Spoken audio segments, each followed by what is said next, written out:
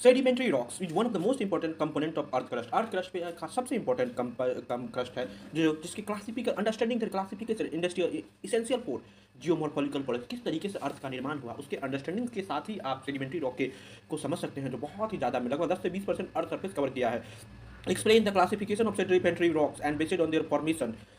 Sedimentary rocks are broadly classified to mechanically form. एक तरीके से मैकेनिकली फॉर्म है, ऑर्गेनिकली फॉर्म है और केमिकली पार्ट प्रिसिपिटेट्स है।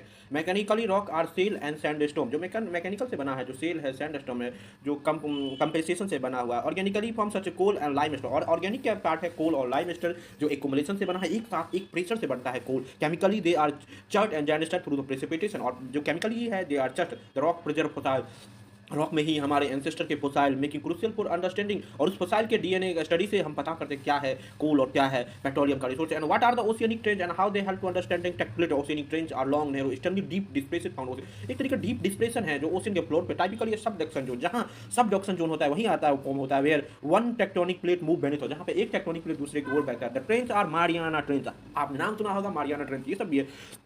They are zone intense geological activity है, zone intense the study help to understanding. इसके earth स्टेनोस्फीयर पे आप लिथोस्फीयर जो ऊपरी का प्लेट है उसको जानते हैं। The presence of volcanic arc are बहुत अच्छे से important. Third question, explain the nature and behaviour of earthquake waves. Earthquake are broadly classified. Earthquake wave दो वेव होते हैं, आपने सुना होगा P and S. P wave compress wave होते हैं जो सॉलिड लिक्विड और गैस के तौर पर प्राइमरी होता है, पहले आता है, इसीलिए फास्टेस्ट वेव होता है। एस वेव ट्रांसवेव होता है। The concept of shadow zone जो बिटवीन 105 से 145 degree from the EP centre होता है, 1 से 5 से 145 डिग्री ईपी से आपसे पूछा जाएगा शैडो जोन, इसको जाने दो। एफ से तो अब एस जोन, एस का होना बहुत ज्यादा important. Another significant, discuss the factor affecting sea waves and how wave transfer. Sea waves are primary generated wave, कोई भी वेव सी में आता है क्योंकि विंड की फोर्स लगती है वहाँ पानी पे, विंड स्पीड से, ड्यूरेशन से। रिफर डिस्टेंस फ्रॉम विंड बोलो किस तरीके से। Even through the waves appear moving water, जब वेव आपको वाटर में मूवता हुआ देखा, its energy travel across the ocean surface, इसकी एनर्जी भागते in deep ocean, waves retain their energy deep ocean में, आप उसकी वेव की एनर्जी बहुत ज्यादा होती है। Finally integration question, exam the soil formation. Soil formation एक डायनामिक प्रोसेस जहां फिजिकल, केमिकल, बायोलॉजिकल फैक्टर सब आते हैं। प्रोसेस आर इवोल्यूशन होता है, कभी